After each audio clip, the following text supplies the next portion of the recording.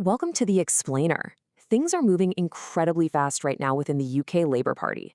We're seeing some sudden, intense internal tensions that are genuinely threatening the party's leadership. So today, we're going to take an objective look at the data, the timelines, and this ultimate threat against Prime Minister Keir Starmer. Okay, let's dive right into this. We have a problem and we have to move quickly. Those were the stark, super urgent words from Labour MP Catherine West this morning. This came right after she made a highly publicized threat to challenge Keir Starmer's leadership unless the cabinet can agree on a replacement. When an elected member of parliament publicly demands an immediate shift at the very highest level of government, the stakes are undeniably massive. To make sense of all this turbulence, here's our roadmap. We'll objectively break down the leadership challenge, the path to 81, the real kicking from the recent elections, the push for unity, and finally, Starmer's crucial reset. Section 1. The Leadership Challenge. Labour MP Catherine West's ultimatum. And this brilliantly illustrates how political strategies adapt in real time. On Saturday, West's position was an absolute ultimatum. She would challenge the Prime Minister herself if a cabinet minister didn't step forward by Monday. But, things shifted a bit this morning. Speaking to the BBC's Laura Queensberg, she tempered her tone just a little. She said she's going to listen to Starmer's planned speech today, but with a really firm condition attached. If she's still dissatisfied, she will, quote, put out a call for names for new leadership. Section 2. The path to 81. The mechanics of a leadership challenge. So, how does this actually work? To successfully trigger a formal leadership challenge, an MP just can't act alone. Catherine West needs the formal, documented backing of exactly 81 Labour members of Parliament. Not 80, not an approximation, exactly 81. This threshold is basically designed to ensure that any leadership contest has a significant chunk of the party behind it before throwing the government into a totally disruptive internal election. Now, what's really interesting about this is the stark reality of where she currently stands. West claims she already has 10 MPs in her corner. But to put that into perspective, that leaves a massive gap. She still needs to persuade 71 additional MPs to join her rebellion to actually trigger the contest. So while this threat is loud and it's definitely grabbing headlines, practically achieving the numbers required to force the Prime Minister's hand, that's a very steep mountain to climb. Section 3. A real kicking. The context of Thursday's elections.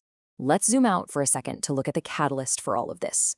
Thursday's elections in England, Scotland, and Wales were, objectively speaking, highly problematic for the Labour Party. And you don't even have to take the rebels' word for it. This assessment comes straight from the top. Education Secretary Bridget Phillipson bluntly conceded that the party was given a real kicking by voters. When a senior cabinet minister uses language that colorful and direct to describe an electoral outcome, it's a clear signal that there's an undeniable crisis. She went on to add that there are big and serious issues that we have to address. Notice how the leadership is fully acknowledging the severity of the situation here.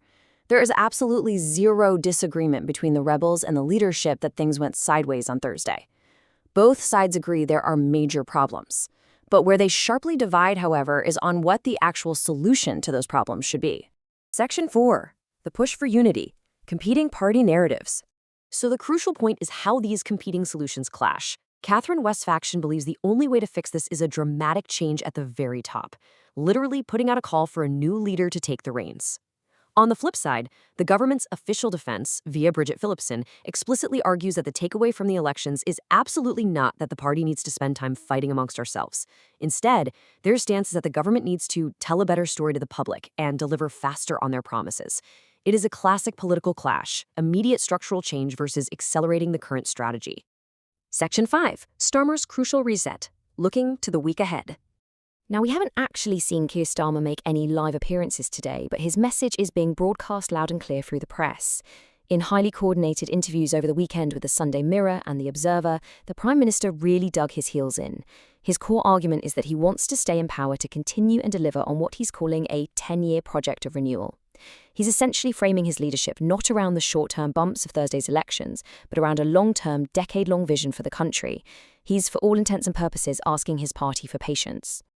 Let's move to and see how this builds over what is an incredibly high-stakes timeline for the week ahead. We started on Thursday with the local elections that delivered that real kicking.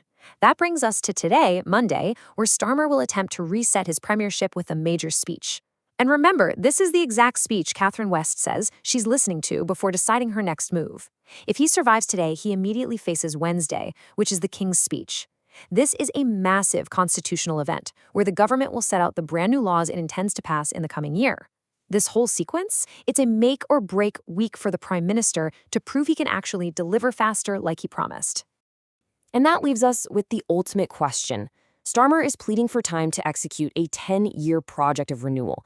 But with the mechanics for sudden change sitting right there in the background, can a decade-long vision actually survive a fragmented party seeking quick fixes after an electoral beating? Thank you so much for joining me on this explainer. Definitely keep a close eye on Monday's speech and Wednesday's legislation, because, as we all know in politics, everything can change in a matter of days.